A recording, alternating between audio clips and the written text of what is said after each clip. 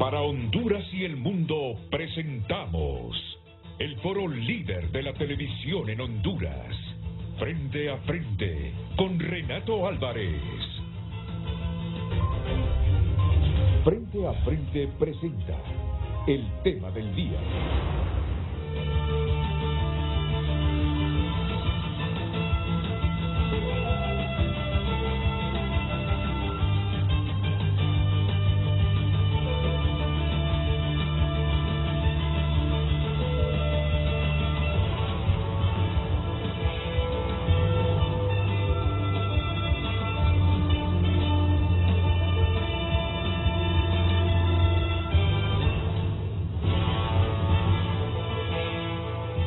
Hola, muy buenos días. ¿Qué tal? ¿Cómo están ustedes? Es un placer compartir otra emisión de Frente a Frente. ¿Qué les pareció el mensaje de la presidenta Castro anoche?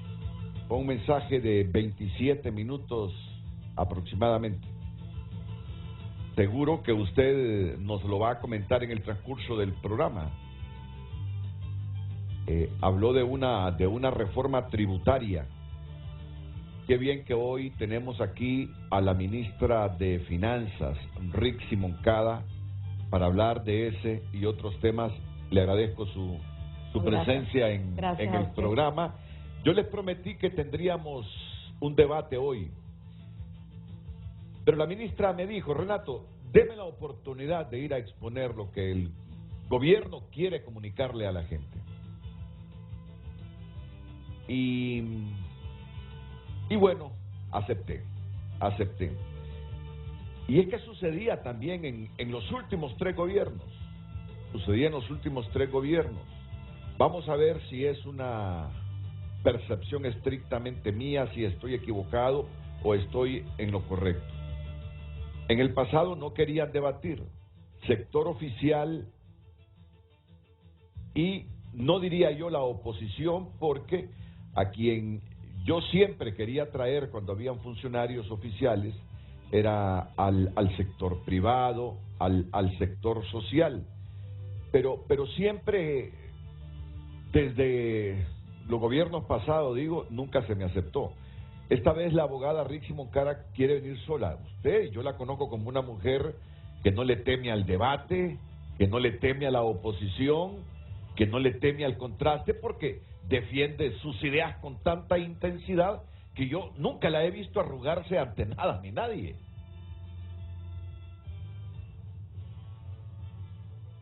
Pero esta vez me pidió el espacio sola. Y la verdad que me interesaba conversar con ella. A mí me tocará preguntar, repreguntar, canalizar lo que se piensa en diversos sectores. Yo tengo mis propias creencias, mi propio pensamiento, mi propia forma de evaluar las cosas en el país, y también tendré la identidad personal en mis preguntas. Así que va a ser un programa interesante, un programa ilustrativo, y en el que le pido que participe con sus preguntas, como lo he dicho siempre, con respeto, sin descalificación. No todos concuerdan con lo que dice la ministra de Finanzas, algunos disienten, pero se puede disentir sin descalificación, sin injuriar, sin calumniar, sin ofender.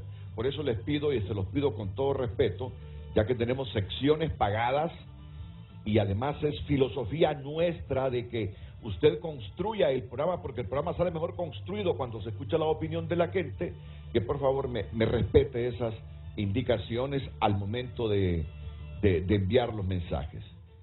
Este mensaje no solo es porque está ella hoy, si yo lo digo, lo repito constantemente, no importa quiénes estén aquí.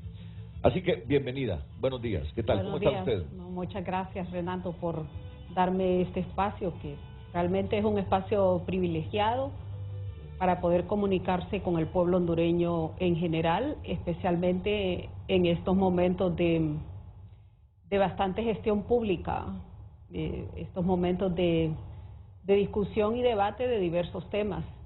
Creo que cuando hablé con usted ayer, lo que yo le decía es que es mejor que estemos solos, pues, para que tengamos más tiempo y discutir un poco con más profundidad cada uno de los temas.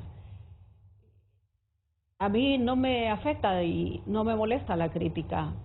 Y lo que le decía ayer es que han pasado desde la fecha de presentación del presupuesto, el 14 de septiembre, muchos meses, y han desfilado muchas personas para discutir, para criticar, para opinar sobre el presupuesto, sus distintas partidas, sobre su composición, su financiamiento, sobre las políticas económicas que impulsa el gobierno, y luego el debate, la discusión después de 11 días de pasado este año en el Congreso también fue intensa en relación con el presupuesto, y yo creo que merece la pena pues una discusión que vaya un poco más allá, sobre todo en el marco del informe presentado ayer por nuestra presidenta al pueblo hondureño. Así que agradecida de tener este espacio para poder comunicarme con la gente. Yo creo que hay dos elementos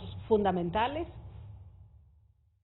que van a marcar esta década y que es importante considerarlos. Me parece que el primero, y esto en relación con la gente, ¿verdad?, en relación directamente con las masas, el primero es el rol de los jóvenes. Los jóvenes están asumiendo un rol protagónico y han desarrollado su conciencia bajo esquemas distintos, tal vez, a los que nosotros en su momento la desarrollamos. Y hoy tienen posicionamientos los jóvenes distintos frente a la libertad, frente al poder y también frente a la comunidad. Entonces, para ellos vale la pena hacer una comunicación efectiva, que escuchen los diferentes sectores, pero sobre todo que escuchen cuál es el posicionamiento del gobierno en relación con los temas de interés, especialmente económico. Fuera de los dogmas y fuera de las tradiciones y las discusiones que vemos aquí a diario, del Colegio de Economistas, de la academia, discutiendo año con año los mismos temas. Es los jóvenes, un punto importante. Y el segundo, el rol de los medios de comunicación en el tema de una comunicación efectiva, una comunicación que plantee las posiciones y las versiones desde la perspectiva más objetiva posible, y por eso pues la importancia del espacio.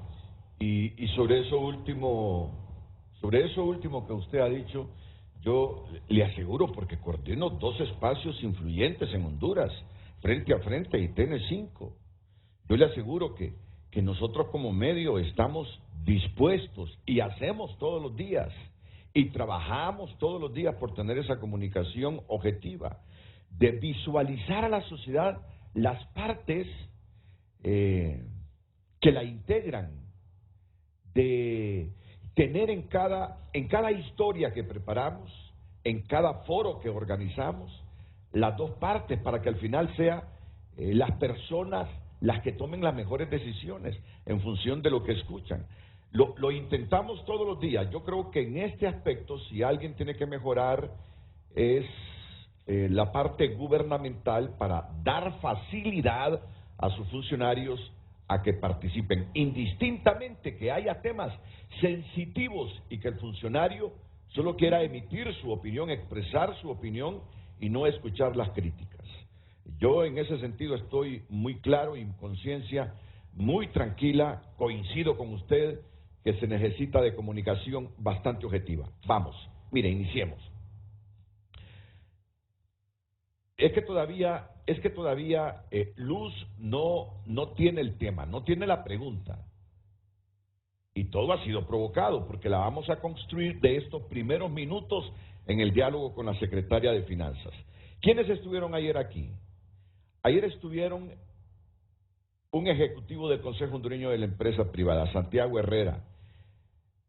Es el gerente de políticas económicas del COEP. Estuvo Julio Raudales, expresidente del Colegio de Economistas y actual rector de la Universidad José Cecilio del Valle, y estuvo Ismael Cepeda en representación del Foro Social de la deuda externa de Honduras.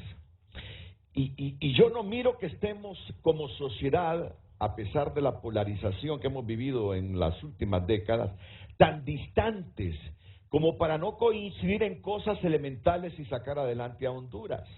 Y ya se los digo por qué. Miren, ayer viene Santiago Herrera, Julio Raudales e Ismael Cepeda, y sobre todo el primero dice que el gobierno no puede hacerlo solo, que el gobierno tiene que dialogar con el sector privado, con los sectores sociales, sobre todo con el sector privado, sin restarle a ese diálogo social, que el gobierno no lo puede hacer solo. El gobierno controla la mitad de la economía, el 50% del PIB, y el presupuesto es un 40% del PIB. Eso lo controla el gobierno, según Santiago Herrera. Por otro lado, la empresa privada genera el 82% del empleo, el 90% de la inversión y el 80% de los tributos. Entonces dice, sector público y sector privado no pueden estar divorciados, tienen que trabajar conjuntamente. Fíjense bien, cómo vamos construyendo la idea. ¿Qué otro dato nos proporcionaba Santiago Herrera? Nos decía, la tasa de desempleo abierto en Honduras es de 8.9%, de las más altas. El sector privado perdió el año pasado 58,000 puestos de trabajo, eso perdió el sector privado, 58,000 puestos de trabajo, 40,000 fueron del empleo por hora. El sector público perdió 30,000 puestos de trabajo. Más de 2 millones están en condiciones de subempleo, no reciben un solo salario mínimo. Hay 964,000 ninis que no trabajan ni estudian en el país. Es decir, datos que según él son precarios y por los cuales Honduras no puede seguir por ese camino. Hay que revertir esos datos. Hay que trabajar conjuntamente entre el gobierno, que tiene buena parte de la plata que se genera aquí, del PIB, y el sector privado.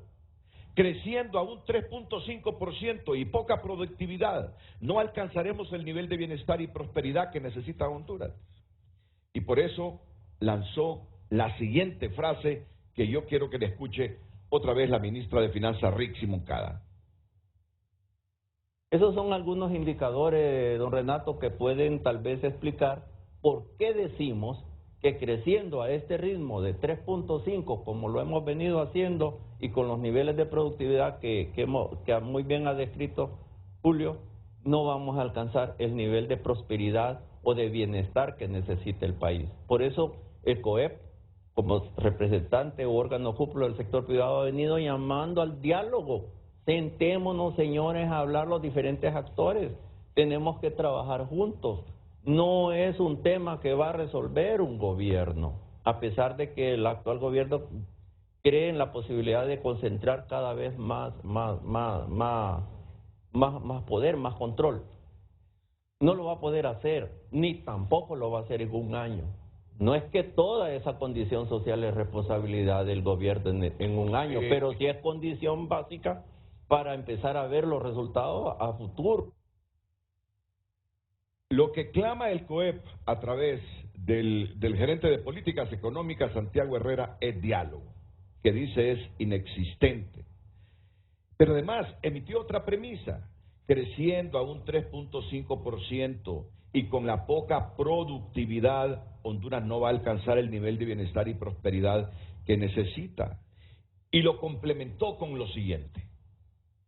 Participamos en el periodo de transición justamente por lo que usted bien dice, Renato, en 11 o 12 mesas de trabajo en casi cada una de las aristas de la problemática del país, empresarios de alto nivel, técnicos de alto nivel sentados con algunos representantes del gobierno trabajando juntos en diseñar lo que queríamos que iba a ser el país.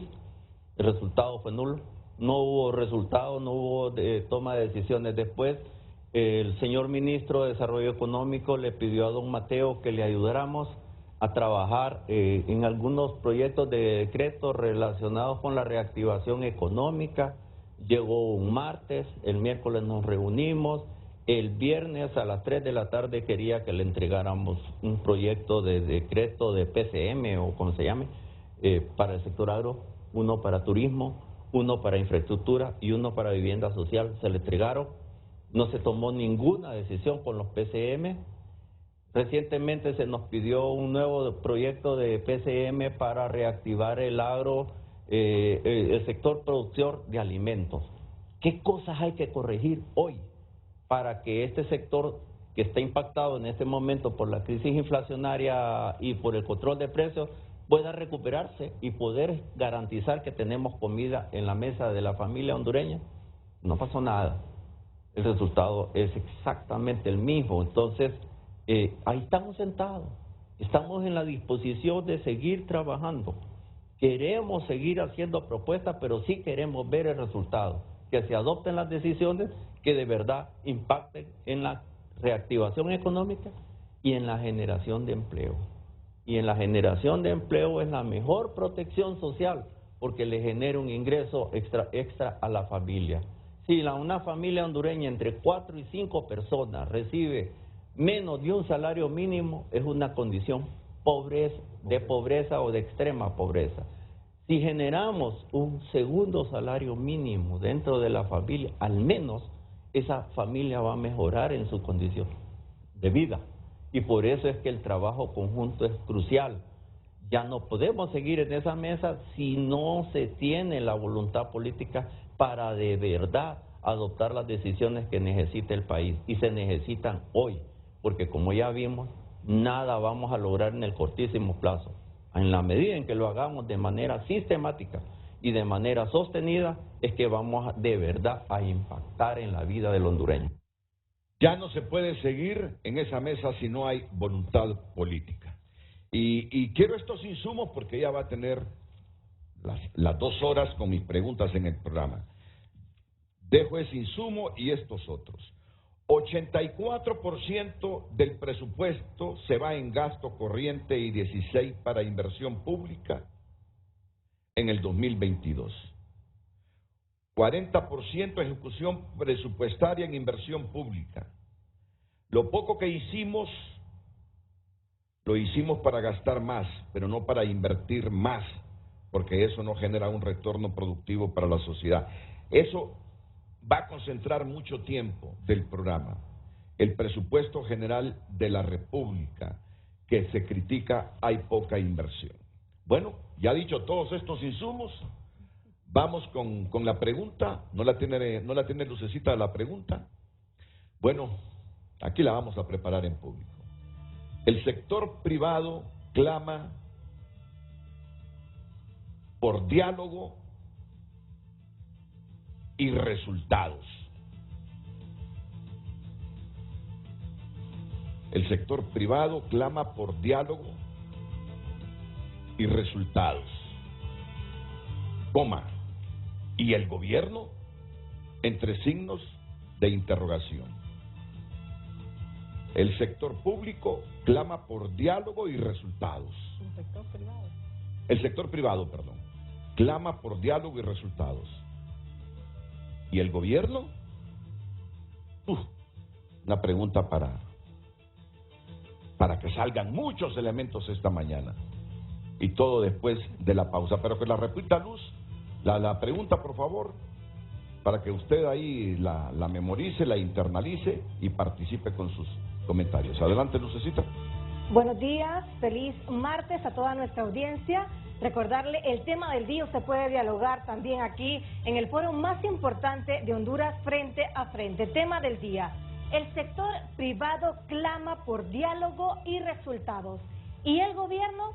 Opine con nosotros. Recuerde los números 9773-6065, nuestro número de WhatsApp. De igual forma puede dar la cara aquí en Frente a Frente. Se le va a proporcionar un link de Zoom para conectarse. Puede solicitarlo al 9950-8177 y por supuesto puede opinar a través de cada red social @FrenteAFrenteHN. El sector privado clama por diálogo y resultados. ¿Y el gobierno? Opine con nosotros.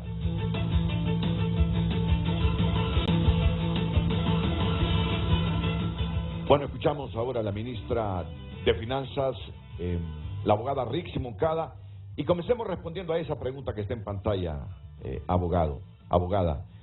La gente del sector privado pide más diálogo, porque creen que ustedes solo como gobierno no podrán superar toda esta problemática que tenemos actualmente en el país y que nos vuelve con una sociedad pobre y en un buen porcentaje extremadamente pobre.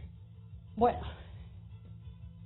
escuché ayer a Santiago Herrera y hoy de nuevo sus posiciones en representación del presidente del COEP, entiendo, y del sector privado.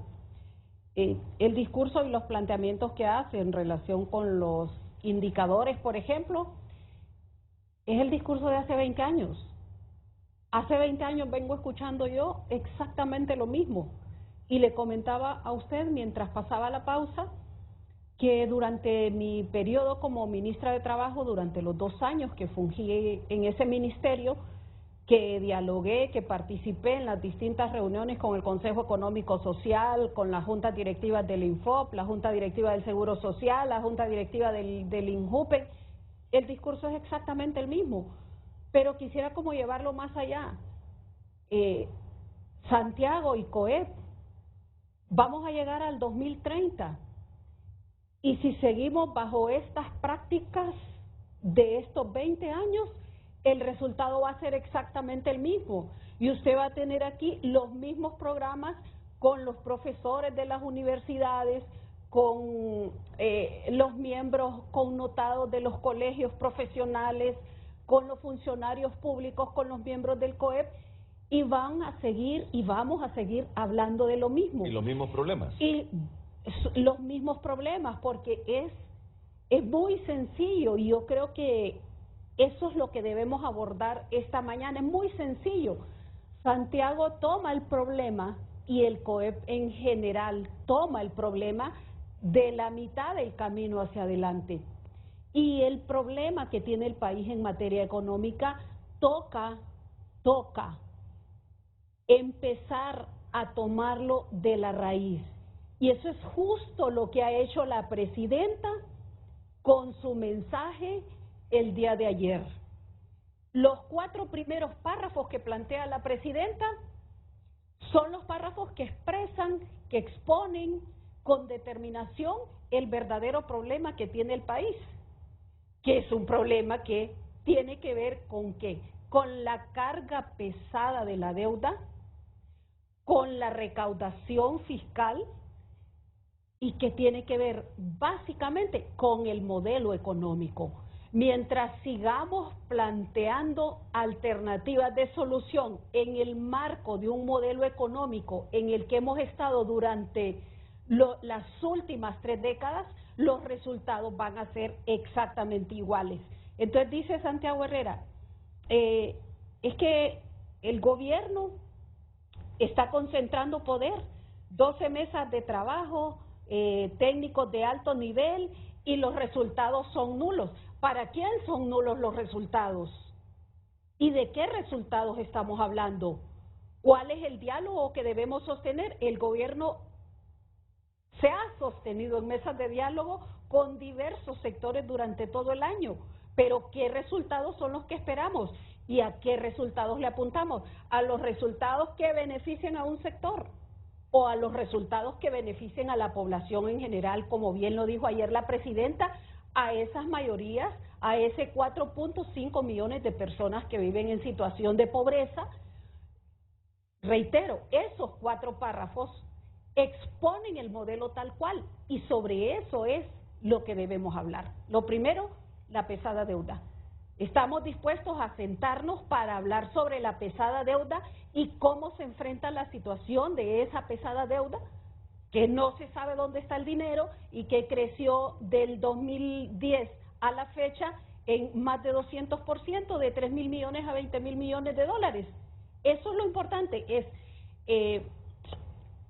el tema de dialogar pasa por la representación que ostenta el Estado y la representación que ostenta la empresa privada. La empresa privada tiene un interés, y lo hemos discutido acá, en otros foros, es un interés de lucro, es un interés de ganancia. Esa es su naturaleza. El Estado se configura y se constituye con otra misión, con otra finalidad, pero cuando el Estado desvía su finalidad para sentarse y discutir con un sector, el Estado se corrompe, fundamentalmente, porque las políticas del Estado deben ir orientadas, y aquí hablando de materia económica y hablando de lo bonito que es decir sobre generación de empleo y demás, o sea, el Estado tiene que resolver justamente las tensiones que se provocan en los dos sectores. El Estado tiene que garantizarle a los ciudadanos reglas justas. El Estado tiene que contribuir, tiene que impulsar, tiene que implementar políticas orientadas hacia la igualdad y la equidad. El Estado no se puede constituir para profundizar la desigualdad, por ejemplo, a través de políticas económicas que dan mucho a unos pocos y que no le dan nada a las grandes mayorías. Por eso reitero, vayámonos a los 4 párrafos primeros que plantea la presidenta en su informe a la Nación, porque está haciendo la presidenta y está haciendo el gobierno, y por supuesto con la investidura que tiene, una denuncia, y está diciendo, hay un problema del modelo, hay un problema que toca resolver de raíz, y ese problema pasa por esa pesada deuda. Y ahí está entonces esa primera gráfica que yo traje para compartir, creo que la había traído ya en otro programa, pero que es importante que la repasemos, porque durante la década esa gráfica demuestra que la deuda heredada pasó de 3.000 millones a 20.000 millones, incluyendo lo que debe la ENE, lo que deben en las alianzas público-privadas y lo que se registra de deuda en los fideicomisos. Entonces, con esa pesada carga, usted pone el número de la recaudación, plantea la cantidad de recursos que se recaudan y se da cuenta que el 30% de los recursos, el 30% de la recaudación y probablemente un poco más, se utiliza para pagar la pesada carga de la deuda. Entonces, se utiliza de la recaudación un 30% para pagar la deuda. Y si además de todo ese volumen exonera otro porcentaje igual o mayor, y luego tiene un presupuesto que no puede cubrir en un 40 o 50% con esa recaudación, estaremos aquí en el 2030 hablando exactamente de lo mismo. Y ese es el cambio que plantea la presidenta en su presentación, en su informe a la Nación el día de ayer. Pero yo lo que he escuchado, y lo vengo escuchando desde el sector privado desde hace muchos años, no de ahora, que lo que está exonerado y no rinda frutos se derogue. ¿A quién le toca eso? Al sector público. Y si hay exoneraciones que ya no le generan al país empleo y riqueza, ¿por qué no toman la decisión como gobierno de derogarlas? Y ese diálogo, y esa mesa, y ese debate se tuvo durante todo el año, y ayer está anunciado que se va a enviar al Congreso el proyecto para hacer el proceso de recaudación más justo, sin poner un impuesto, sin que eso represente una carga adicional para, como bien lo dice el informe, evitar que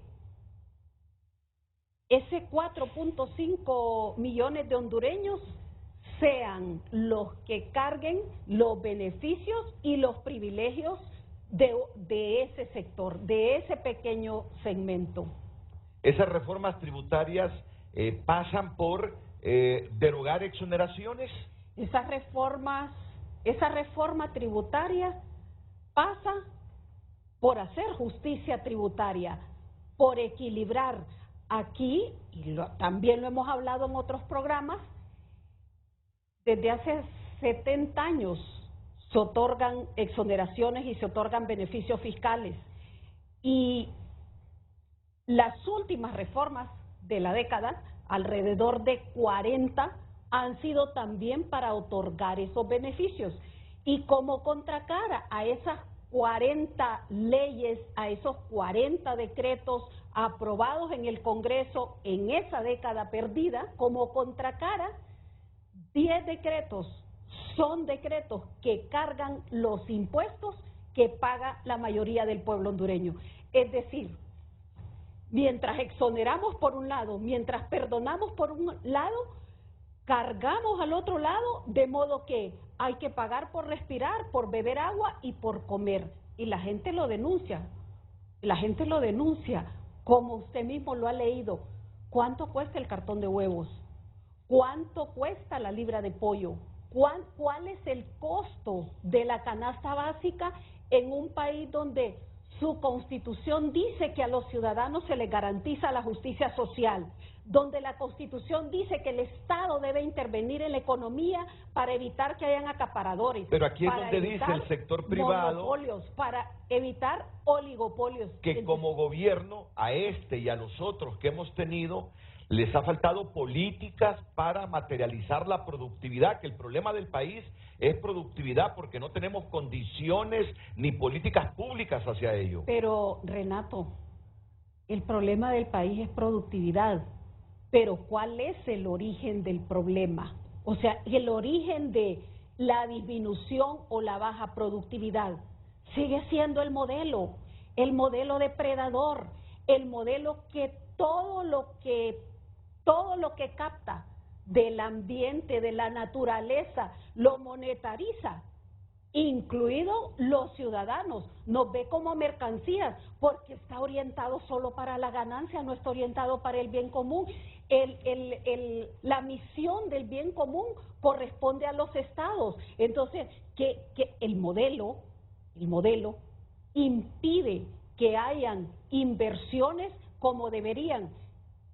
Tiene dos productos importantes, y voy a insistir.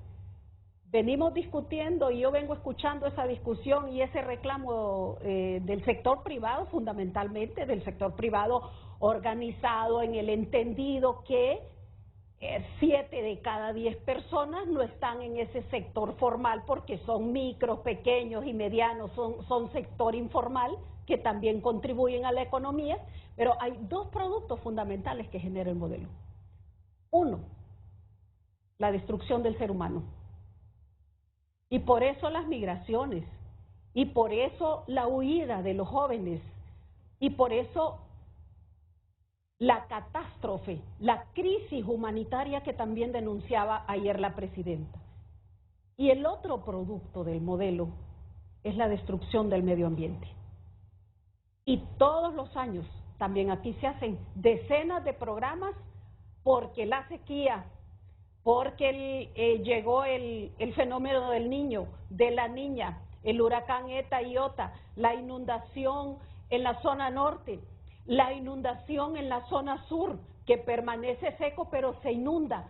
O sea, destruye dos cosas, el ser humano y el medio ambiente. Entonces, cuando el sector privado dice inversión, hay que hacer más inversión, ¿quién debe hacer la inversión?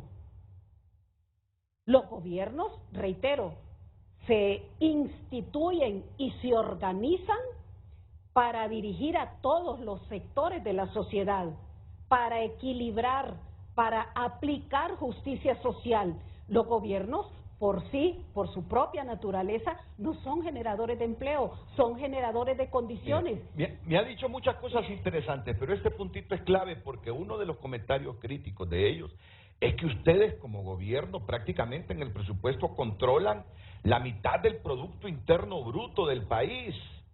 Es decir, y buena parte de ese presupuesto ustedes lo utilizan para gasto corriente y no para inversión. Y dicen los empresarios, eso le está creando a Honduras pobreza, que la poca plata que generamos, la poca riqueza que tenemos, el gobierno se la se la consume en gasto corriente y no en producción, y no en mejorar la infraestructura, y no en políticas públicas que generen riqueza. Ese es el comentario del sector privado recurrente. Porque ese es su lenguaje, que es un lenguaje privatizador.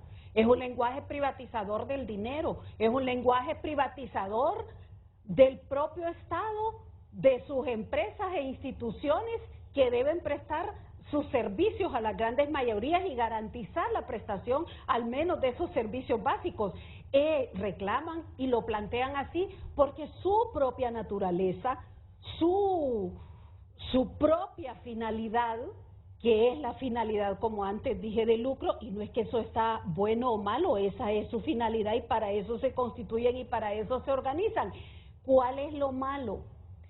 Que ese es un segmento pequeñito, Renato, un segmento pequeñito que detenta la prestación de cientos de servicios, que controla la venta de los productos que conforman la canasta básica, que acapara, que especula, que busca cada día ganar más. Ese es su propia naturaleza. Rixi, pero ¿acaso no es cierto que el Estado, apenas el 16% de todo ese presupuesto, que es la mitad del PIB, que lo canaliza el gobierno, que apenas el 16% es lo que se va en inversión y el resto es gasto corriente del gobierno? Veamos qué es gasto corriente, pues.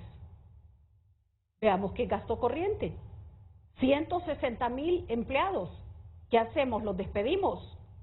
Médicos, enfermeras, maestros, policías, militares, empleados públicos de todas las instituciones, Corte Suprema de Justicia, Ministerio Público, universidades, el presupuesto va distribuido para todos, ONGs, 1,000 millones para distintas organizaciones que operan en la sociedad, que también son financiadas por el propio Estado. Entonces, cuando dicen aquí, es que el gasto corriente, es que los gastos, claro, los presupuestos y este presupuesto y todos los presupuestos tienen un renglón que es fijo, que es permanente. ¿Quién va a sostener los 160,000 empleados? ¿Quién va a sostener la burocracia, la tecnocracia? No del Poder Ejecutivo y de la Administración Centralizada, que también ese es otro error, verlo como dijo Santiago en representación del COEP, es que están concentrando el poder. ¿Qué concentración del poder? Ni que nada, Santiago. Y COEP, o sea, la presidenta dirige por el voto popular, por la decisión del pueblo hondureño, el Poder Ejecutivo. Y dentro del Poder Ejecutivo, la Administración Centralizada, la Secretaría de Estado normativa, la Secretaría de Estado guía, la Secretaría de Estado que tienen que impulsar políticas públicas. Esa es mi labor desde la Secretaría de Finanzas, esa es mi labor desde el Gabinete Económico, enlazando con la Comisión Nacional de Banca y Seguros, enlazando con el Banco Central, con la Secretaría de Desarrollo Económico, como corresponde, con la SAR y con aduanas, y también con la SAC, porque todos tienen que ver en el proceso de recaudación de los recursos y en el proceso de las exoneraciones. Bueno, miren, ahora sé por qué fracasan esos diálogos, si es que fracasan, o por qué es que viene el COEP y dice necesitamos dialogar, porque así como el gobierno maneja en el presupuesto casi la mitad de toda la riqueza que se crea aquí en el país, que es el Producto Interno Bruto de la nación, nosotros por igual, dice, nosotros generamos el 90% de las inversiones en el país, nosotros generamos el 80% de los tributos en el país, es el sector privado.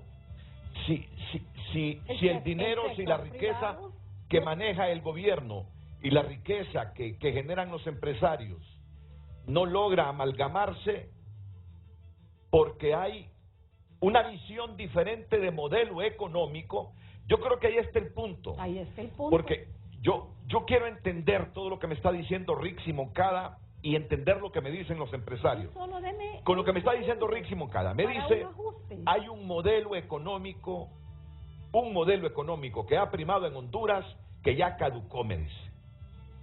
Claro, y ese es el modelo a través del cual hablan los empresarios. Pero Rixi entonces me está hablando de otro modelo ideal que el país necesita en este momento. Y ahora digo, con razón no se entienden, porque los empresarios andan bajo un modelo económico y el gobierno, y Rixi me lo está diciendo aquí, quiere romper con ese modelo económico existente y crear otro modelo económico. Así le estoy entendiendo. El modelo económico no necesito romperlo, porque no hace falta que un gobierno, desde una Secretaría de Finanzas y desde la coordinación del Gabinete Económico, tenga que romperlo.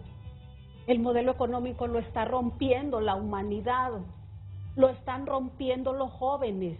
Por eso apelé de principio a que los jóvenes de esta década que viene no son los jóvenes de hace 2 décadas. Lo están rompiendo ellos con su conciencia y lo están rompiendo por necesidades materiales, porque el Estado, a través de sus políticas, no ha sido capaz de garantizarle lo que esta Constitución establece.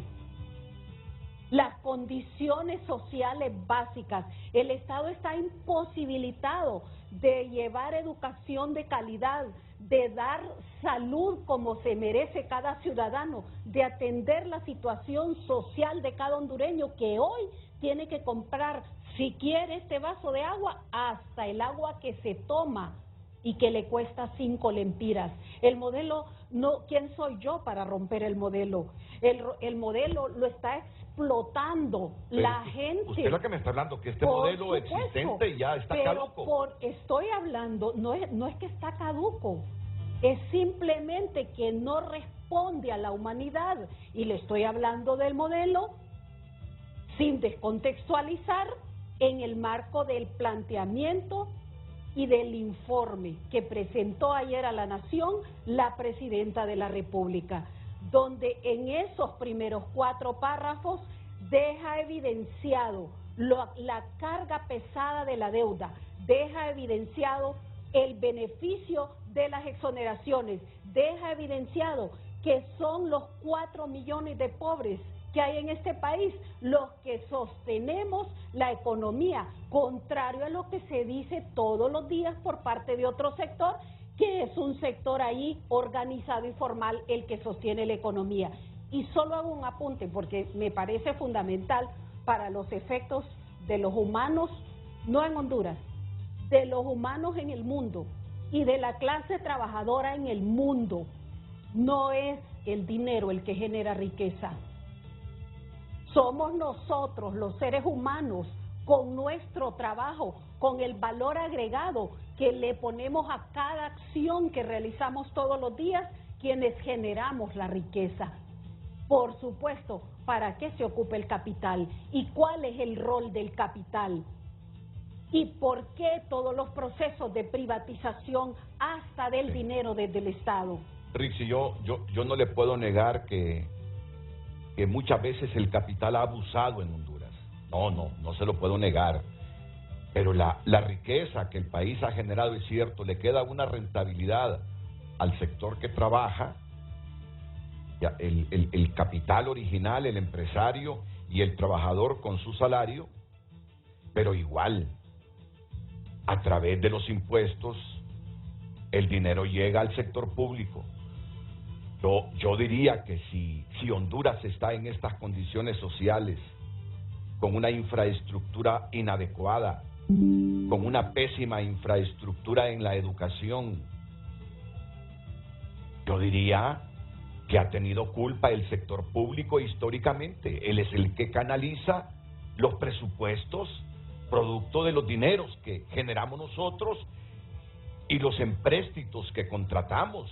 No podemos excluir al sector público de la situación que tenemos ahora mismo porque ha sido incapaz de manejar correctamente el poco dinero que nosotros generamos para administrarlo con el presupuesto. Es que no llega todo el dinero.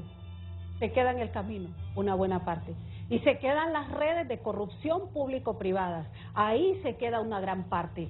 No tenemos el contrato leonino para la generación de energía de gusto. No tenemos el contrato fracasado del fideicomiso de EH de gusto. No tenemos las alianzas público-privadas que se han generado en la década perdida de gusto. Ahí se queda una parte del dinero y pagamos la energía más cara y pagamos los combustibles con una fórmula que se modificó después del golpe y que un centavito, 2 centavitos representan miles de millones. No llega todo el dinero al Estado. Si todo el dinero llegara al Estado con una decencia deseada, que es la deseada, no habría necesidad de contratar ni siquiera deuda, no habría necesidad de contratar empréstitos. Si nosotros hacemos una reforma profunda, como se está planteando, si el Congreso acompaña a la Presidenta de la República en la aprobación de la ley para la justicia tributaria, si nosotros detenemos la evasión, si disponemos y si estamos tratando con personas con altísima honorabilidad que están dispuestas a pagar sus impuestos como se debe, no tenemos necesidad de contratar más deuda. Entonces, pero no es eso lo que ocurre en este momento. Hay y ha habido una altísima evasión. Usted ve reportes y aquí se ha criticado permanentemente, pero ¿cuál es la acción que se ejecuta de personas, de empresas que reciben unos gananciales que no reportan al Estado? Entonces, hacia ahí vamos en el siguiente segmento. Que Rixi Moncada nos explique con un poco más de detalles hacia dónde nos encaminamos con el anuncio que hizo la presidenta Castro de una gran reforma tributaria. Sabemos que este asunto de las exoneraciones lo venimos debatiendo desde hace años. Yo he escuchado opiniones del sector privado en el sentido, pero ¿por qué no comienzan a revisar exoneración por exoneración? Y las que no le produzcan nada a Honduras, deróguenla. La verdad que el sector público se ha tardado en derogar esas exoneraciones improductivas. El gobierno, lo ha anunciado ayer la presidenta, tendrá como punto básico en todas esas reformas que pretende terminar con las exoneraciones improductivas. Sobre esto yo le pediría a Rixi Moncada que me profundice en los próximos minutos, que me hable más del modelo económico al que aspira el gobierno de la presidenta Xiomara Castro, y si ese mensaje de diálogo que promueve el sector privado para gestionar tanto los recursos que maneja el sector público como el sector privado, será parte de ese diálogo en función de que antes que nos venga el modelo nuevo o esta reforma tributaria, comenzar a reenderezar muchas cosas que no van bien en el país. Sugiero su atención. No es un tema fácil, no es un tema fácil. Ella me está hablando de problemas estructurales y de modelos económicos que me dice, ya la juventud no los quiere. Ella me está proponiendo que hay que hacerle ajustes, sino hacer desaparecer este modelo y crear uno que permita más igualdad y equidad. Miren que no es nada fácil estar manejando el tema con la ministra de Finanzas, Rixi Moncada, pero creo que estamos preparados para ello. Así que nos vamos también a auxiliar de los comentarios, de las preguntas, de las opiniones que tiene usted, esperando siempre el respeto. El respeto. Puede disentir con respeto. Así que después de la pausa, Lucecita Madrid estará leyendo esos mensajes, por favor.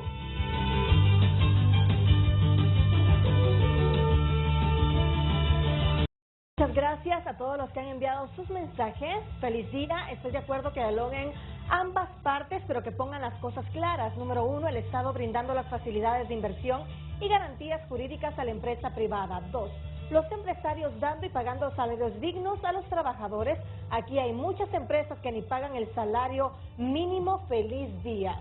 El gobierno, ellos solo tienen en la mente y norte refundación, no les interesa que la economía y la productividad crezcan, les interesa tenernos más pobres para tener a la gente con esperanza. Eso es el socialismo que quieren implementar, hacer más pobres a los que tienen y miserables a los que no tienen, y la culpa y la cúpula se hacen millonarios, igual en Cuba y Venezuela. Continuamos dando lectura. El gobierno tiene la mente nublada con su discurso ochentero desfasado. Nos está llevando a la miseria. Hace alianza con líderes fracasados, dictadores, y quieren convertirse ellos mismos en nuevos dictadores. Dios salve a Honduras. Y el gobierno solo le interesa excusar y echarle la culpa por los problemas al gobierno pasado. ¿Acaso los escogimos para que tomaran acciones y rectificaran, o seguirse quejando los 4 años? Solo pensando en cómo llevar a cabo una constituyente. Por favor, ya es tiempo de empezar a ver resultados y no solo bla, bla, bla. Los empresarios defienden sus intereses, quieren diálogo para evitar les quiten las dispensas a muchas empresas, quieren diálogo para no tener control de precios, quieren diálogo para que les protejan las tierras incultas que tienen, quieren diálogo para poder hacer negocios con el gobierno. Soy ganadero de la zona sur de FM y de Francisco Morazán, y desde hace mucho esta zona está abandonada por gobiernos, alcaldías, entre otros. No tienen calles para sacar nuestros lácteos. Esto por el alcalde de Sabana Grande, que no sabe que está ahí. Un último mensaje: buenos días. ¿Por qué ahora que estamos con un gobierno a favor del pueblo los empresarios están molestando? Y cuando estaba el corrupto de Juan Orlando no daban la cara. Recuerda seguir enviando sus mensajes a través de @FrenteAFrente HN. Redes sociales fue presentado por La Curazao. Estrena con crédito para todos. Sí a lo que quieras. La Curazao, para vivir mejor.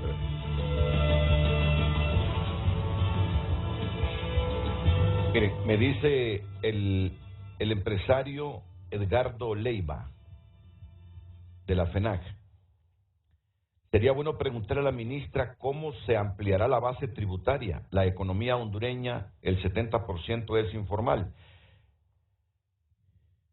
La informalidad la provoca la exoneración a la canasta básica. Por eso los mercados no tributan. El 15% del impuesto sobre venta los va a cargar. Si los carga, ¿quién pagará? Entonces sumen el 15% al precio del huevo, de las verduras y todos los productos de la canasta básica. Bueno, voy a terminar con estos mensajes que me llegan en lo personal. ¿Qué país o países han adoptado ese modelo económico y han tenido éxito? Importante saber qué naciones estamos viendo en relación a lo que mencionaba Rixi Moncada. Me dice Rubén Darío Sorto: en total desacuerdo con la abogada. La productividad depende del nivel educativo del capital humano, principalmente, y de costos de energía y costos operativos que permiten rentabilidad. A mayor rentabilidad, mayor pago de impuestos, y por ende el Estado tendrá recursos para atender las necesidades de la población. No es por el modelo económico. Entre más años de educación se tienen, más sube la productividad. Igual, más ingreso. Es la capacidad de innovación que cambia las naciones. Si no, ve a Israel, ve a Taiwán, ve a Singapur. Y de Estado de Derecho, rendición de cuentas, transparencia. Y voy a leer último mensaje de Gilberto Ríos, del Grillo. Tiene derecho también a que se conozca su pensamiento. Me dice el Grillo: buen día, Renato, buen programa. Lo tienen jaque Rixi. La verdad es que ayer Julio Raudales, Coep e Ismael solo representaron una visión neoliberal poco profunda y confusa. Saludos a la ministra, cada día más elocuente y más precisa. Y tengo tres preguntas aquí que esperaría me las responda la abogada Rixi Moncada. Primero, y estas preguntas vienen desde el sector privado. El modelo económico que la ministra pretende no funciona porque ella y ningún gobierno habla del sector informal que no paga impuestos, en vez de ampliar la base tributaria. ¿Qué hará ella para que informales paguen impuestos y no seguir cobrándole más a los que ya pagan. Voy por una. Lo Una demás por una. es demagogia política. Voy una por una. O sea, estamos de acuerdo en ampliar la base tributaria, la base de impuestos para los informales. ¿Para qué informales? Para los informales que el Estado no tiene capacidad de asegurarles calidad en la educación, que no tiene capacidad de asegurarles calidad en la salud, que no tiene capacidad de garantizarles el acceso a una canasta básica, a unas condiciones de salubridad adecuadas, a una vivienda, porque todo está encarecido y todo está privatizado. O sea, le vamos a aumentar la base y vamos a formalizar a los miles de vendedores ambulantes. ¿A quién vamos a formalizar? Y ya en un momento voy a pedir que pongamos la gráfica que demuestra la verdadera situación en que nos encontramos. Y como usted dijo antes, es necesario profundizar sobre el modelo, dijo usted. Y yo diría, basta volver a la Constitución, al capítulo, al título séptimo, al que está referido al régimen económico, que creo que tiene seis títulos. Y en esos 6 títulos se habla de justicia social. En esos 6 títulos se habla de la intervención del Estado en la economía para garantizar el bien público, para garantizar el beneficio social. En esos 6 títulos se habla de reforma agraria y se habla de acceso a los productos, de acceso a los mercados en condiciones de equidad y en condiciones de igualdad. En este capítulo de la Constitución, en este título de la Constitución, se habla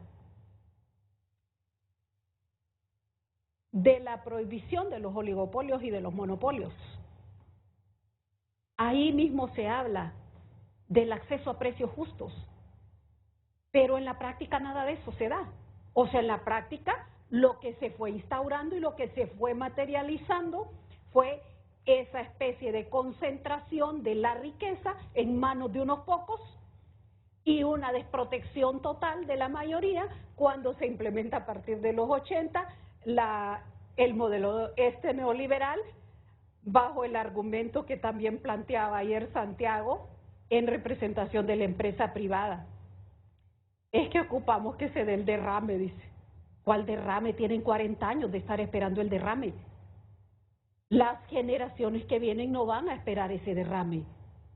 Y sus manifestaciones públicas, y sus manifestaciones de desacuerdo, y sus manifestaciones de protesta tienen un sentido. El sentido más importante del humano, la vida. O sea, ¿qué derrame van a seguir esperando después de 40 años? Yo voy a volver para que en producción pongan 2 gráficas. La primera, la de la deuda, para que la veamos, para que la repasemos. Y la segunda, la que demuestra cómo es que está en parte repartida la riqueza en este país. Me ha pedido un espacio el presidente de la Cámara de Comercio e Industria de Cortés, Eduardo Facusé, para hacerle una pregunta a la secretaria de Finanzas, Rixi Moncada. Eduardo, buenos días. Eduardo, buenos días. Buen día, Renato. Mira, disfrutando aquí el programa, voy en carretera, pero sí me quise detener un momento para primero, pues felicitar a la ministra Moncada, ¿verdad?, por la manera como se está expresando. Y decirle de que yo creo que tenemos que entender que estos problemas que tiene nuestro país, o sea, vienen tanto de errores del sector público como del sector privado en el pasado. Y yo creo que lo que ella menciona sobre la corrupción que hubo en la última década y más allá de eso, ¿verdad?, de parte del sector público, de parte del sector privado, o sea, hay que reconocer de que se ha manejado mal y de conocer que hay que modificar o, pues, de alguna manera cambiar el modelo que tenemos. Sería pues desconocer una realidad, ¿verdad? Realmente la economía no está funcionando para el bienestar general, eso yo debo reconocerlo. Pero lo que sí quiero decirle a la señora ministra, y le he reiterado en distintas ocasiones, es que estamos a la orden para colaborar. Creemos que hay cosas puntuales en las cuales podemos colaborar. Hemos expresado nuestro deseo de que se priorice la producción nacional para que seamos un país más autónomo, menos dependiente de las importaciones. Quisiéramos tener un país donde haya más pluralismo económico, ¿verdad? Que se democratice la inversión, que se democratice el crédito. Definitivamente tenemos retos en el área rural, como bien lo ha mencionado ella, ¿verdad? En la parte de las invasiones de tierra. Este es un conflicto que debemos buscar un proceso de resolución que sea efectivo y que sea eficaz, ¿verdad? No lo hemos encontrado, debemos seguir trabajando en esto. También tenemos retos en la seguridad ciudadana, ¿verdad? Y tantas otras cosas. Pero lo que sí yo quisiera aprovechar este espacio, Renato, es ponernos a la orden, ¿verdad?, de la señora ministra. Estamos listos para colaborar, para buscar un mejor futuro para el país. Todos queremos esto, queremos que Honduras sea un éxito para bien de todos, ¿verdad? No solo para nuestro sector. Sabemos que esto no es sostenible y estamos a la orden para poder colaborar en lo que el gobierno de la presidenta Castro considere que puede aportar el sector privado. Muchas gracias, Renato. Muchas gracias, Eduardo Facusé, presidente de la Cámara de Comercio e Industrias de Cortés. Aquí termino con estas preguntas relacionadas con los tributos, aunque ella con gráficas va a explicar más. ¿A cuánto llegan las personas naturales que contribuimos en Honduras? Deben estar, serán 120,000. Yo creo que es un poquito más. ¿Y las jurídicas? Fuera de los empleados del Estado. No tengo el dato de las personas, de la cantidad de personas jurídicas. Pero entre naturales y jurídicas habrán aquí 250,000 contribuyentes. Puede que hayan 250,000 contribuyentes. Somos 9 millones de hondureños, Rixi. Yo recuerdo cuando se comenzaba a hablar del impuesto único para ciertos sectores. Del monotributo. Del monotributo. Sí. Rixi, yo creo que a esta altura hay mucha gente que canaliza y maneja mucho dinero y que aparenta estar dentro del sector informal y que no tributa. Yo cuando escucho una versión diciendo analicemos ampliar la base tributaria, ministra, no me parece una expresión alada de los cabellos, me parece una expresión reflexiva que el gobierno debe ser autocrítico y pensar si hay gente supuestamente arropada en la informalidad que sí tiene capacidad de pagar tributos. Y no se niega la medida. Porque al final, 250,000 personas naturales y jurídicas para sostener 9 millones de personas. Y no se niega la medida. O sea, no se niega la medida. Estamos hablando de política fiscal, estamos hablando de política tributaria. ¿Quiénes y cómo debe hacerse el pago? O sea, ¿quiénes y de qué forma más bien deben plantearse los montos de los impuestos directos y de los impuestos indirectos? ¿Por qué pagamos todo más caro? ¿Por qué pagamos todo más caro? ¿Por qué el acaparamiento se da sin que pase nada? ¿Por qué hay instituciones para combatir los monopolios y los oligopolios y aquí simplemente no pasa nada? Aquí toda la institucionalidad pareciera adormitada. Rixi, pero es cuestión de aplicar la ley. Claro, es cuestión de aplicar la ley. Y pasa por eso. Yo quiero ver esa gráfica. Pero ya nos desviamos un poquito, yo quiero salir de esto. Porque da la impresión que usted de plano descarta cualquier ampliación tributaria. No estoy, o sea, yo no descarto el estudio, el análisis y la aplicación de ninguna medida que se oriente hacia la equidad y la justicia tributaria. No se descarta ninguna medida. Ya eso es muy importante, ya ahí estamos hablando de un diálogo que el país lo requiere. Termino con estas dos preguntas que vienen desde el COEP. El COEP ha dicho desde hace mucho tiempo que se revisen las exoneraciones porque es un discurso político de los gobiernos de echarle la culpa al sector privado de todos los males que tiene este país. que se revisen las exoneraciones de las ONGs, a las iglesias, a los equipos de fútbol, a sectores improductivos, y termina diciendo el Consejo Hondureño de Empresa Privada: las máximas exoneraciones están en el sector informal que no tributa. ¿Qué hará al respecto? Es que volvemos al tema, la denuncia que hace la presidenta y el planteamiento de su informe del primer año.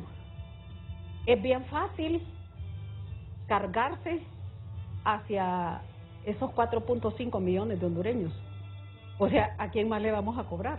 Si aquí usted tiene 4.5 viviendo en extrema pobreza, pero si la pobreza está en el 70% y somos 9 millones, son 6.3 millones de hondureños que viven en pobreza. O sea, ¿qué les vamos a cobrar a la gente que vive en pobreza? Si ni siquiera, como dije antes, somos capaces nosotros de garantizarle sus necesidades básicas, su salud. No se está hablando de cobrarle a toda la gente en la informalidad. Más de 2 millones están en condiciones de subempleo, no reciben un salario mínimo. Estamos totalmente de acuerdo, pero me quedo con aquello... Y luego el sector informal, pues, el sector informal, si el sector informal se concentra 7 de cada 10 personas en el sector informal de la economía, está claro que ahí toca hacer una revisión, pero ese no es el problema fundamental. Y por eso, para ver un poco más allá, si quiere, pido que ubiquen ahí, permítanme, 1, la gráfica de la deuda, bien, y 2, la gráfica, está por acá, 2. Vamos a ver, pero la necesitamos en esta pantalla. Acá, ¿verdad? Sí. ¿Será que de este lado o de aquel lado? Aquí Donde está. usted se sienta mejor. Yo creo que de este lado. Aquí, por ejemplo, tenemos nosotros la gráfica de esa pesada deuda pública que heredamos, que en la administración central supera los 15,000 millones de dólares, pero que sumada con la deuda del ENE, con la deuda de las asociaciones público-privadas y con la deuda de los fideicomisos, alcanza más de 20,000 millones de dólares.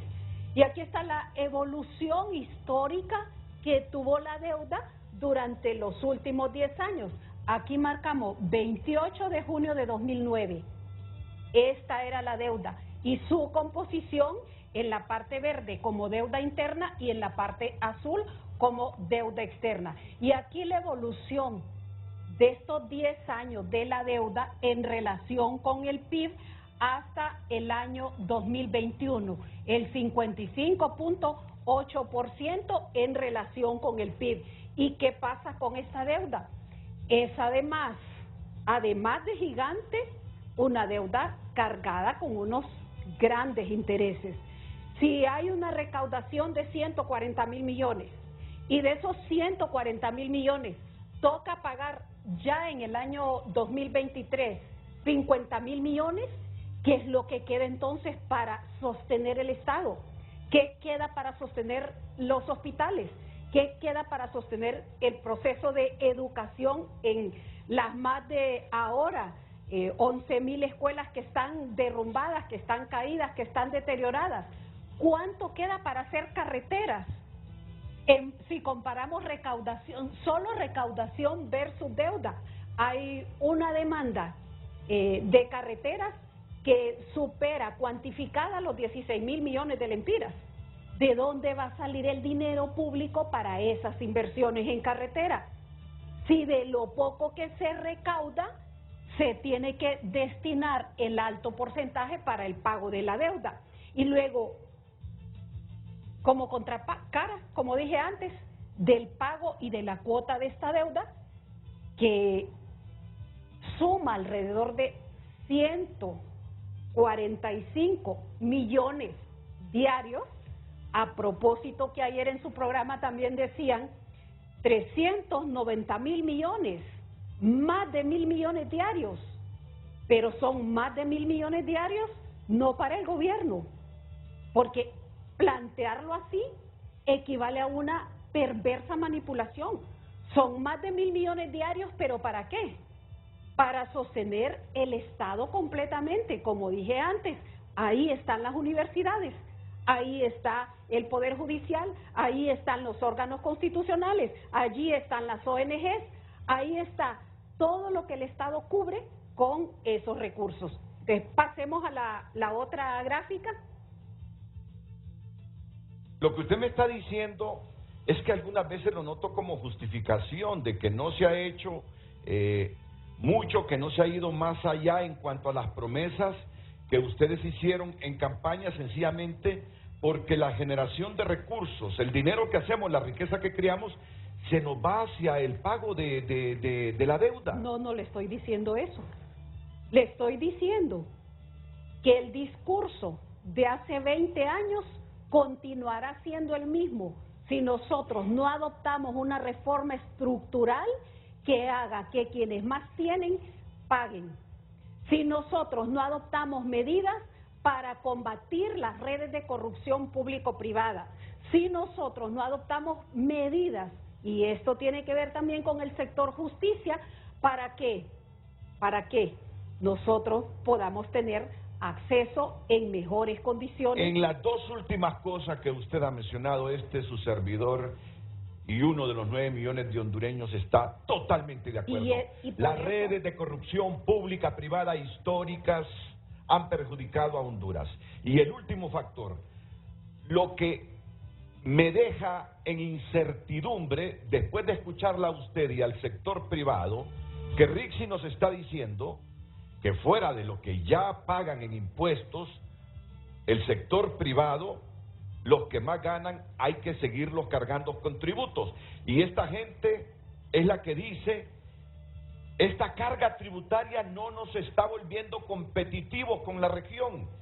Si por ahí va la reforma tributaria, de que los que más reciben paguen más, y a estos se están quejando de que somos un país poco competitivo por la carga tributaria que hay, ¿qué va a suceder? Mire, yo invito a que escuchemos parte del mensaje de la presidenta ayer, porque ahí se puso, y ella lo expresó, un tan solo ejemplo de los niveles de dividendo, de ganancia que tienen ciertos sectores en el país. O sea, por supuesto que se producen dividendos, pero para un grupo pequeñito. Y eso es lo que creo que debemos debatir abiertamente. Y en las mesas de diálogo en que hemos estado, lo hemos hablado de esa forma. Vea usted esta diapositiva. Honduras, en el concierto del mundo, en el concierto de las naciones, el 1% más rico tiene 7 veces más riqueza que el 50% más pobre. Aquí están 5.140.000 personas más pobres tienen esta franjita de riqueza.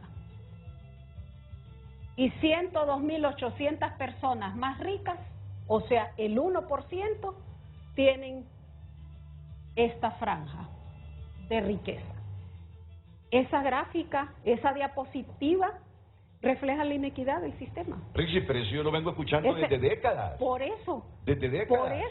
Por eso. ¿Y usted cree que con aumentar impuestos va a resolver un problema estructural? ¿O es creando políticas para generar riqueza? Claro. Ese es el puntito del debate. El punto del debate pasa por la reforma estructural. ¿Cuántas familias ricas hay en Honduras? Pero ricas, 10, 12 familias. Aquí, ¿Usted cree que esas 10 familias le van a solventar los problemas económicos de Honduras? El 1% más rico tiene 7 veces más riqueza que el 50% más pobre. Y este solo es un ejemplo.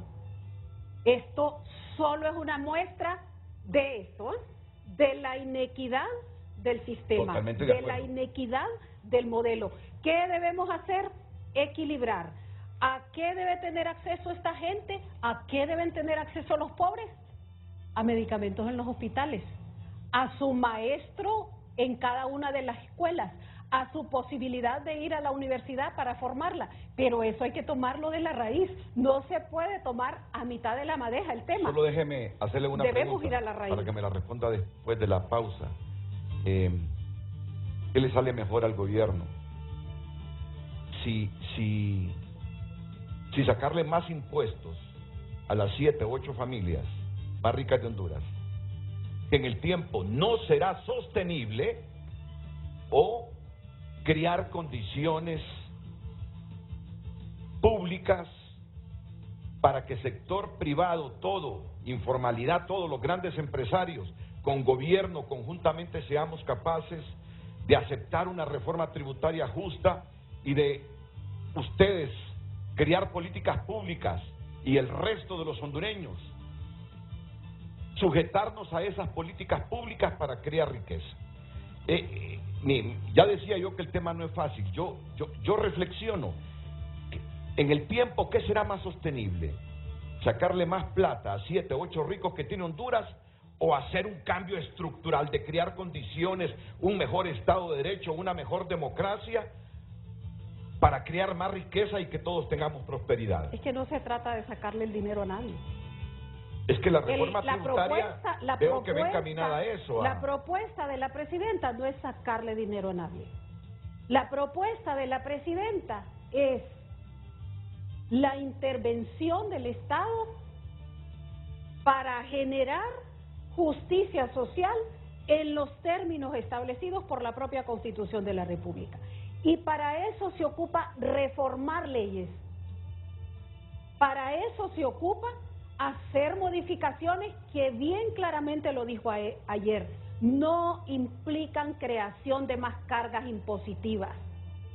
Implica que nosotros tengamos la capacidad de decir que si hubo 40 leyes en la década perdida que beneficiaron a un segmento para tener esto así, para profundizar esa inequidad, que si hubo 40 leyes que están rigiendo y que las últimas fueron aprobadas en el mes de diciembre de 2021, toca hacer la revisión para hacer una modificación justa y que el país pueda proyectarse en la próxima década en mejores condiciones. Para esas mejores condiciones, para liberar recursos, para generar ventanas de mayor inversión. Y fíjese que voy a hacer un alto aquí para generar esa ventana de mayor inversión, que de los años de la dictadura viene fijada en 10.000 millones.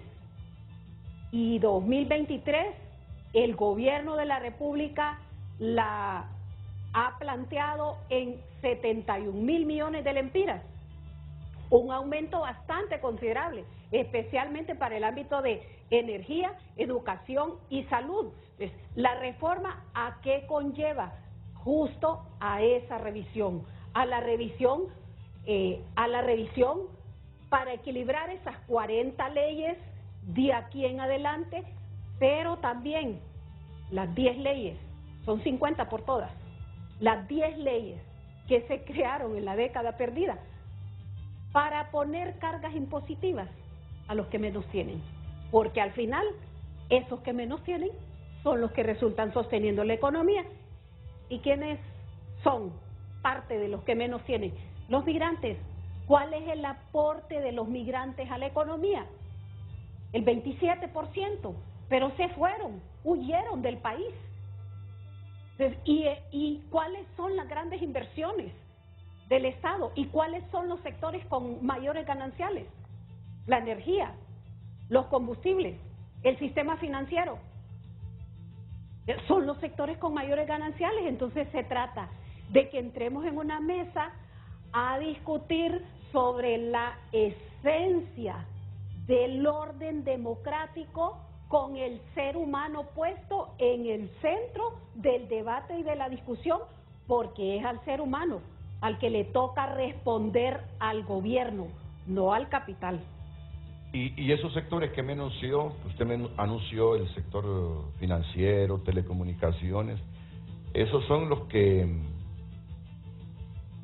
en los últimos años han provocado el crecimiento económico del país, pero lamentablemente sin generación de empleo. Un crecimiento económico inequitativo. Y eso sin hablar, Renato, que nos debemos preparar hacia el futuro, sobre todo por la intervención de las tecnologías de la información. Cuando usted me habla, que eso fue lo que anunció la presidenta Castro, de una revisión de este sistema tributario, comenzando por 50 leyes, las exoneraciones, pero es que ahí creo que no habrá ninguna incoherencia. Todo lo que no genere riqueza y sea improductivo para el país debe derogarse. Yo creo que ahí no hay ninguna... Estamos bien entonces. No, yo le bien. pregunté porque en algún momento de su respuesta me dijo hay que aumentarle los impuestos a los que más tienen.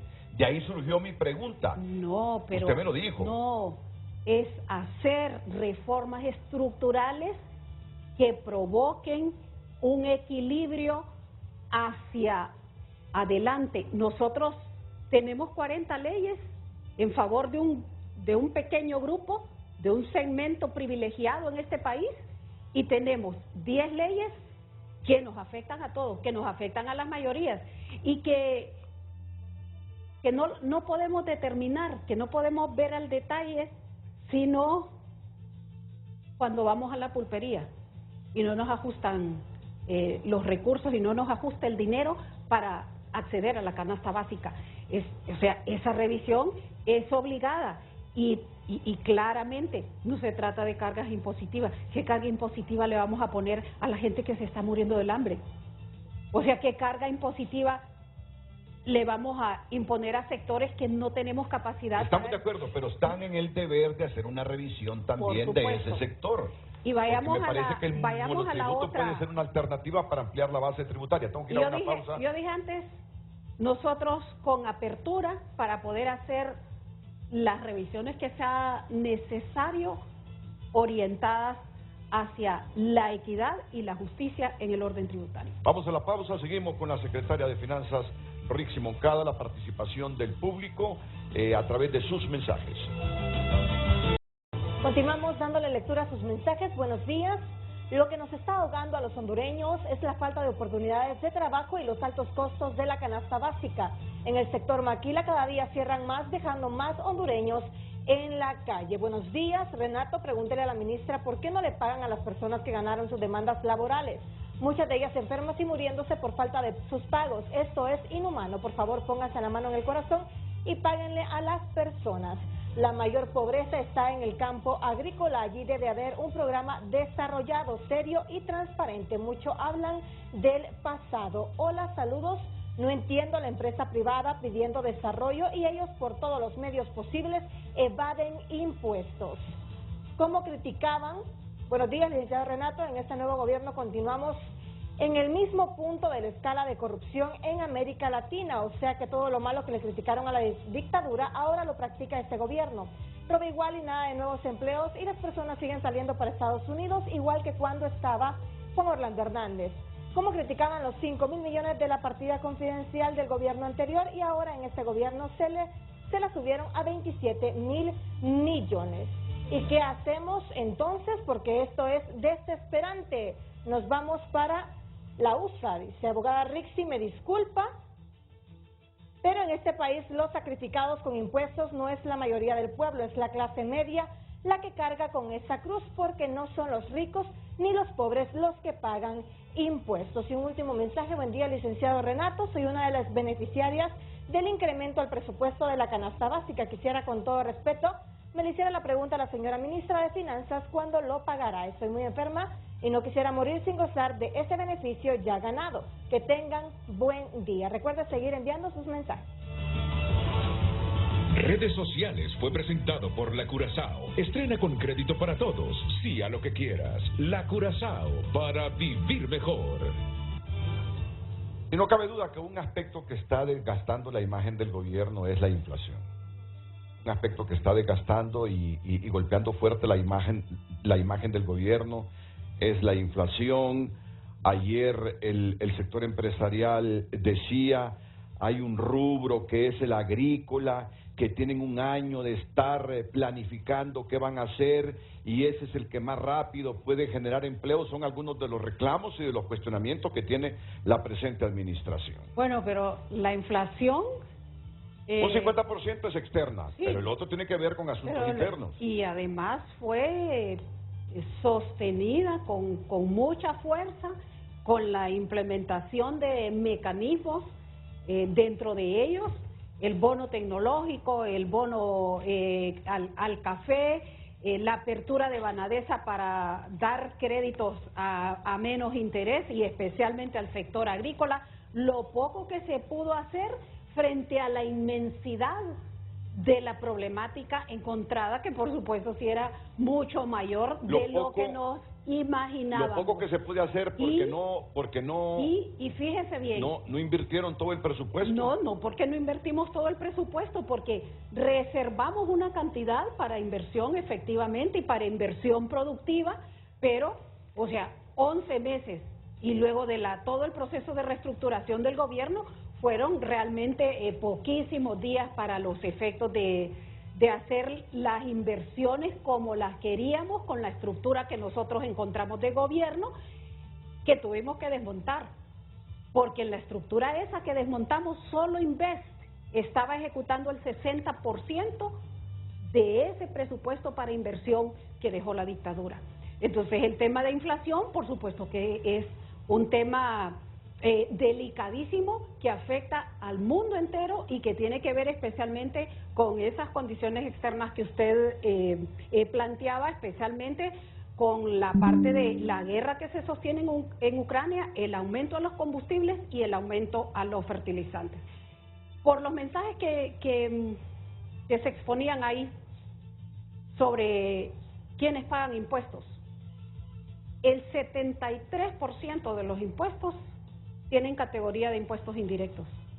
No nos engañemos. Por eso la importancia de desmontar el relato y desmontar la narrativa de este modelo. Pagamos impuestos todos. Y voy a volver con el ejemplo. Cuando vamos a la pulpería y el huevo, en vez de costar 5 lempiras, vale 6 o vale 7, ahí estamos nosotros pagando un costo. Y no vale lo mismo aquí que en distintas ciudades. Con cada bien, con cada servicio que estemos pagando, estamos incluyendo ahí el impuesto, o sea, pagamos impuestos indirectos del 73%. Y lo importante de esta diapositiva, el 20% más rico, hablando de las exoneraciones, concentra el 98% de las exoneraciones. ¿Usted le tiene fobia a los ricos, Rixi? Ninguna. Forbes acaba de publicar que los 25 millonarios del mundo hicieron crecer su fortuna en 350.000 millones de euros en los últimos 6 años. Los 25 millonarios del mundo. Yo no le tengo fobia a los ricos. A lo que sí le tengo fobia es a Renato, teniendo la oportunidad de acompañar a la presidenta en el gobierno, no hacer absolutamente nada por los pobres. A eso sí le tengo fobia. Y por eso la necesidad de aplicar medidas y de impulsar medidas, y las hemos estado impulsando desde el gobierno. Aquí usted ve las exoneraciones, el 98% de las exoneraciones benefician al 20%. Que alguien me diga si esto es justicia, que alguien me diga si esto es equidad, que alguien me diga si esto es un modelo de Estado que responde para el discurso que se dice aquí por varias gente que viene, si este modelo de Estado responde para sacar a la gente de la pobreza, o si vamos a venir en 2030 y en 2040 a hablar exactamente lo mismo. Aquí está concentrado el 98% de las exoneraciones. Y ve acá, esta tenue línea amarilla que apenas se ve, aquí está en el 1.4%, el 80% más pobre. Esto es lo que disfruta de exoneraciones, el 1.4%, es 1.4 contra 98, 20% más rico contra 80% más pobre. Es pura inequidad. Es pura desigualdad, provocada ¿desde dónde? Desde la construcción de las leyes en el poder legislativo, desde la construcción de las leyes en el Congreso de la República. Por eso, la importancia también de ese debate público en ese poder del Estado. Por eso, la importancia del acompañamiento de los diputados y diputadas con su conciencia, pero orientada en acciones concretas. Esto ocupamos cambiarlo. Y voy a poner la última lámina. Pero déjeme hacer una consideración sobre esto. Déjeme hacer una consideración de esto, que esta es una desigualdad universal. Esta es una desigualdad universal. Y aunque sea universal, no, yo no estoy justificando. Yo no estoy justificando. Yo no estoy justificando. Pero yo sí le veo una debilidad a su mensaje, a su discurso. Yo le veo una debilidad. De esto estamos conscientes, y estamos conscientes de hace décadas, que la riqueza en el país se concentra en unos pocos. Estamos totalmente conscientes. Pero donde yo veo la debilidad es que no escucho a una Rixi Moncada hoy diciendo que el país puede volverse rico y generar suficiente riqueza para mejorar el presupuesto, para mejorar el presupuesto con producción, atrayendo capital. Para allá voy. Es decir, lo que deseamos es que el país mejore como Estado de Derecho, atraiga capital nacional, capital extranjero. ¿Qué vamos a hacer con el sector agrícola? ¿Qué vamos a hacer con el turismo? ¿Qué vamos a hacer con estas áreas? Y es a donde veo la debilidad. ¿Qué estamos haciendo? Porque estamos haciendo ya. Después de la pausa comercial. Ese pequeño productor que no tiene acceso a recursos en la banca privada, porque no tienen seguridad las cosechas, lo está atendiendo Banadesa y lo va a atender Banprovis. Vamos hacia allá. Creo que hemos coincidido en que todo beneficio, toda exoneración que no le esté generando riqueza al Estado de Honduras, solo beneficiando a personas en particular, debe ser derogado. Que no genere justicia. En eso no coincidimos. Pero también demandamos políticas públicas claras en el agro, políticas claras en todos los rubros que pueden generarle riqueza a Honduras. Y es ahí de lo que hacia allá vamos. Menos se habla. Hacia allá vamos. Bueno, vamos a la pausa y volvemos. Honduras es el cuarto país más corrupto de América, según Transparencia Internacional. Ustedes bien saben, ¿verdad? Es la percepción que existe, la percepción de que es el cuarto país más corrupto del continente. Ese es el titular que destaca a esta hora. Tunota.com. A Lucecita Madrid le interesó este otro titular. A 10 años de cárcel condenan a novios por bailar románticos en Irán. ¿Qué es bailar romántico, Rixi? Bailar pegados. Hay que preguntarle a Lucecita. Ella ya debe haber leído toda tu nota. Y ahí debe estar el detalle. Bailar romántico es bailar pegado, simplemente, pero ahí lo meten a la cárcel a uno por bailar romántico. UTH reconoce trayectoria de Ana María Villeda y de otras 4 hondureñas ejemplares. Algunas de las noticias que usted puede leer con amplitud entrando a tunota.com y otras más. Hoy en Tu Nota fue presentado por Banco de Occidente. Goce del respaldo, la confianza y la seguridad financiera que necesita. El tema del día. El sector privado clama por diálogo y resultados. ¿Y el gobierno? Redes Sociales es presentado por La Curazao. Estrena con crédito para todos. Sí a lo que quieras. La Curazao, para vivir mejor. Continuamos leyendo sus mensajes. Soy Santiago Morales. Pregúntele a la señora ministra por qué no exoneran de impuestos a los insumos agrícolas. Pienso yo que así los precios bajarían. Gracias. No pagaron solo 15 años de 20 en derecho laboral. ¿Y hasta cuándo nos pagarán la diferencia? Hay un decreto y lo están incumpliendo, así como el no pagar quinquenios. Me alegro escuchar a Rixi como lo tiene claro. La depredación y la monetarización quieren producción, se quejan que no hay trabajadores pero quieren pagar poco, y a la hora de aumento al salario mínimo lo menos posible. Se molestaron cuando el único presidente que se atrevió a dar un aumento justo le dieron golpe de estado. Continuamos dando lectura. Estamos fritos, lastimosamente no se ve una salida. Los empresarios acusan al gobierno por su pobre gestión, con la que estamos de acuerdo la mayoría de hondureños, y por el lado del gobierno acusando a la empresa privada. El diálogo de altura entre actores clave y comprometidos es el comienzo para el desarrollo. De ese mensaje que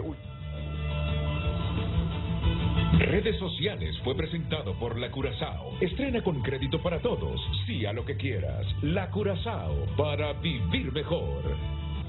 Me dice este televidente, no hay nada más equivocado lo que dice nuestra ministra de Finanzas. Si ella le quita todo el dinero a las familias, a todos los ricos y se la reparte a todos los pobres, le toca como $1,000 por hondureño, no digamos con la destrucción de la economía.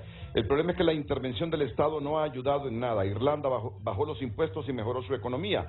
Aumentando impuestos, lo que va a causar lo que está pasando en Chile, 800.000 millones de fuga de capital.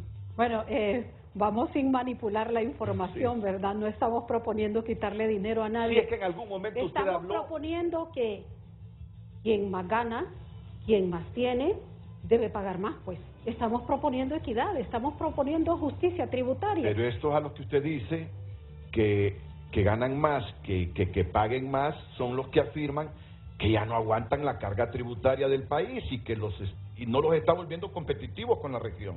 Bueno, habrá que ir y ver cuáles son los gananciales en los distintos sectores, porque hay una gran diferencia entre el discurso y lo que ocurre materialmente. Entonces sí está diciendo que la reforma tributaria pasa por meterle más impuestos a los que más ganan. La reforma tributaria no pasa por poner más impuestos, eso debe quedar bien claro. Pero sí aumentárselos. Pasa por hacer una ley de justicia tributaria que regule las 50 leyes, de las cuales 40 benefician a los que tienen más y 10 afectan a la gran mayoría que no tiene nada. Algo que también quiero que quede claro, porque cuando usted habló de modelo,